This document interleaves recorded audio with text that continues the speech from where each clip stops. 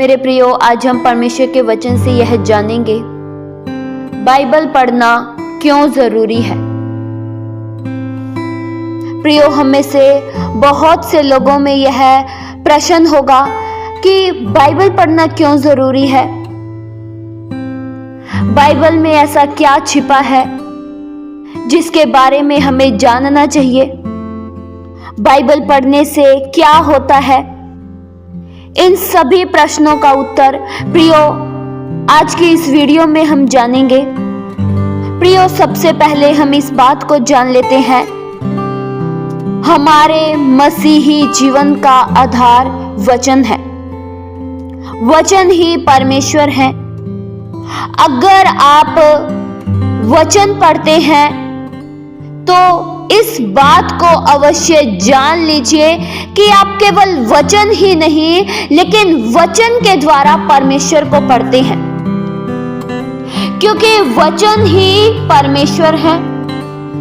यह मैं अपनी ओर से नहीं कह रही हूं, लेकिन ऐसा स्वयं परमेश्वर का वचन बताता है कि परमेश्वर ही वचन है।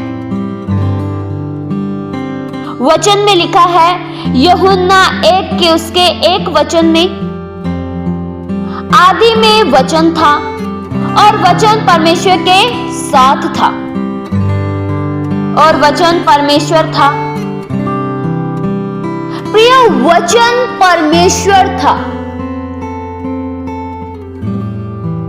बहुत से लोगों को इस बात के बारे में मालूम नहीं है कि वे जब वचन को पढ़ते हैं तो वह वचन को ही केवल नहीं लेकिन वचन में भी परमेश्वर को पढ़ते हैं, क्योंकि वचन ही परमेश्वर है। हम जिस बाइबल को पढ़ते हैं उसके हर एक वचन, उत्पत्ति से लेकर प्रकाशित वाक्य तक, सभी वचन कौन है? वचन परमेश्वर है।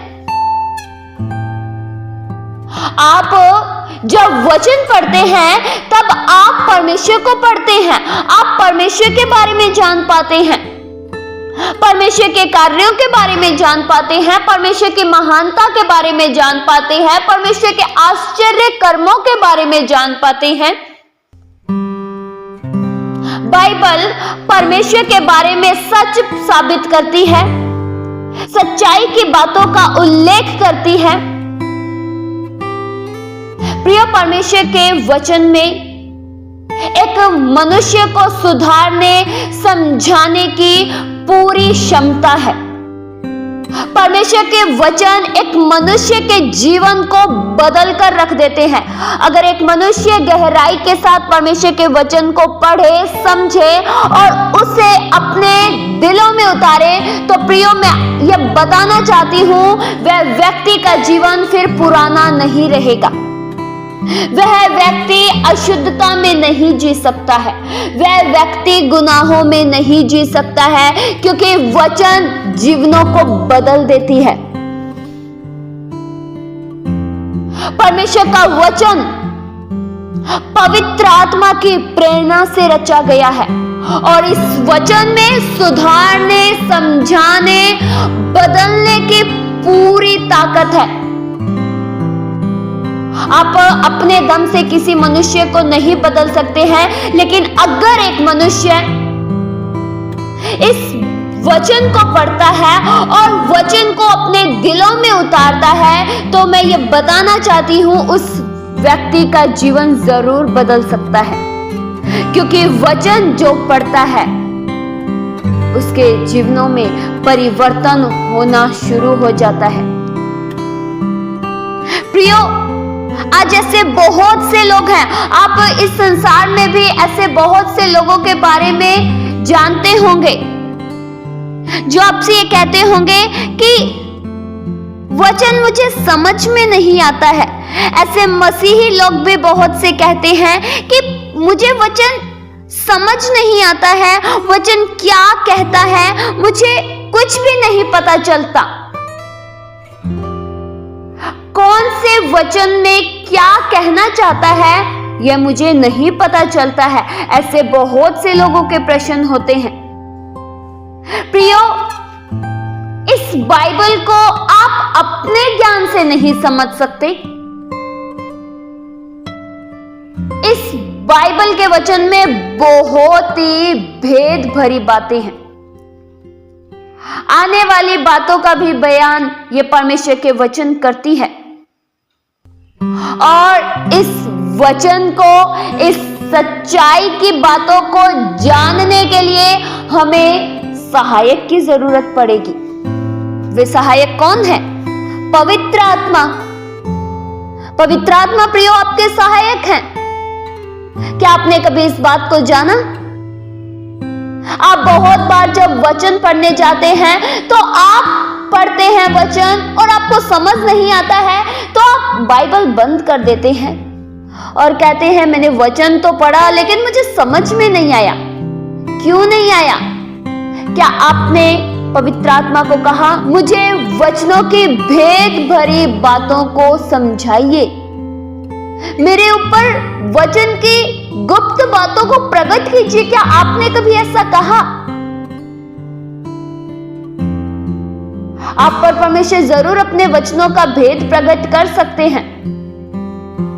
प्रियो, आज के इस वचन के द्वारा मैं आप सभी को यह बताना चाहती हूं कि अगर आप वचन पढ़ते हैं, अगर आप समय निकाल कर वचन पढ़ते हैं तो यह व्यर्थ नहीं जाएगा।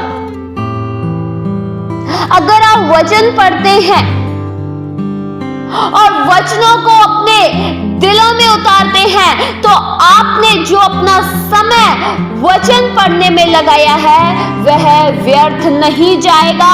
कहीं ना कहीं आपके जीवन में आशीषों का मार्ग जरूर खुलेगा, आपका जीवन जरूर बदलेगा। आप आत्मिक बातों को जान पाएंगे, आप सच्चाई की बातों को जान पाएंगे।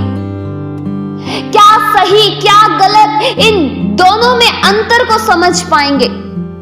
आप स्वर्ग और नरक की बातों को जान पाएंगे, आप परमेश्वर के बारे में जान पाएंगे, और यह वचन आपके जीवन को बदल कर रख देगा। जिस पाप को आप छोड़ नहीं पाते हैं, जिस पाप को आप त्याग नहीं पाते हैं, अगर एक बार आपने वचन को पढ़ा और अपने दिलों में उतारा तो प्रियो सच में आपको पापों के प्रति घृणा हो जाएगी। लेकिन सच्चे मन से पढ़िए वचन को। एक व्यक्ति जो सच्चे मन के साथ वचन पढ़ता है उसे वचन उल्लंघन करना अच्छा नहीं लगता है। वह सोचता है मैं कभी भी परमेश्वर के वचनों का उल्लंघन ना करूं, मेरे जीवन से कभी भी वचन टूटे ना, वह यह सोचता है।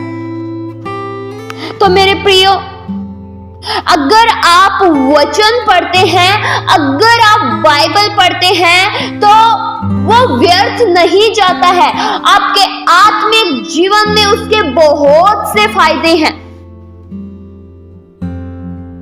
वचन आपके जीवन को शुद्ध रखता है, वचन आपके विश्वास को बनाए रखता है, आपकी चाल को वचन शुद्ध रखता है, वचन आपको सुधार देता है, वचन एक मनुष्य को बदल देता है, उसकी बुरी आदतों से उसे छुटकारा दे देता है। इसलिए मेरे प्रियो, जब आप बाइबल पढ़ते हैं तो ऐसा मत सोचिए कि ये मैं कोई साधारण सी पुस्तक पढ़ रहा हूं। नहीं प्रियो, ये कोई साधारण पुस्तक नहीं है। जैसे आप दुनियावी पुस्तक पढ़ते हैं उस पुस्तकों की तरह इसे मत पढ़िए, रट्टा मत लगाइए प्रियो, दिल से पढ़िए, एक लगन से पढ़िए कि आज मुझसे स्वर्गीय पिता क्या कहना चाहते हैं।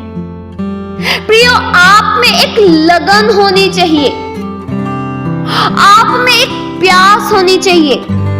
आपको जब समय मिले आप तब वचन पढ़े, समय निकाल कर वचन पढ़े, और वचन को पढ़ते समय केवल अपने ध्यान को, केवल अपने विचारों को वचन की ओर केंद्रित करें। दुनिया की हर एक बातों से अपने मनों को हटाकर परमेश्वर की ओर लगाइए, तभी आप बाइबल की बातों को समझ पाएंगे। वरना आप क्या पढ़ रहे हैं वे भी आप भूल जाएंगे। ऐसा आज बहुत से लोगों की समस्या बन चुकी है। बहुत से लोग ऐसा कहते हैं कि मैं वचन पढ़ता हूं, वचन सुनता हूं, पर मुझे याद नहीं रहता।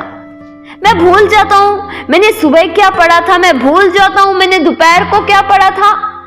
सब कुछ साफ हो जाता है। ऐसा क्यों प्रियो? क्योंकि आप ध्यान से नहीं पढ़ते हैं। शैतान तो प्रिय चोर है, मौका दोगे वो आएगा और वचन चुरा कर ले जाएगा। उसका तो ये काम है चुराना। पर प्रियो, सचेत आपको रहना है। उसे वचन चुराने मत दीजिए। परमेश्वर के वचनों को चौकसी से माने, चौकसी के साथ ग्रहण करें और उसके अनुसार चले। आप बहुत आशीष होंगे। आपका जीवन बहुतायत से आशीष पाएगा। आपके जीवन में आशीषों के मार्ग खुल जाएंगे। इस वचन के द्वारा परमेश्वर आप सभी को बहुतायत से आशीष दे। आइए हम प्रार्थना करें। हालेलुया। स्वर्गीय आसमानी पिता परमेश्वर, हम आपका धन्यवाद करते हैं प्रभु। आज के वचनों से आपने हम में से हर एक जन से बात किया, इसलिए हम आपका धन्यवाद करते हैं। हम में से हर एक जन का मन वचन पढ़ने की ओर लगे। हम में से कोई भी जन आत्मिक रूप में निर्बल ना हो, आत्मिक रूप में हम सोए ना, गंभीरता के साथ आत्मिक जीवन में बढ़ते चले जाएं, आत्मिक उन्नति हमारी होती चली जाए। केवल आपकी ओर अपने ध्यान को केंद्रित करते हुए हम आगे बढ़े। प्रभु ऐसी दया सहायता कीजिए। ये प्रार्थना प्रभु यीशु मसीह के जीवित पवित्र नाम से मांगते हैं। सुनो और कबूल करो पिता। आमीन।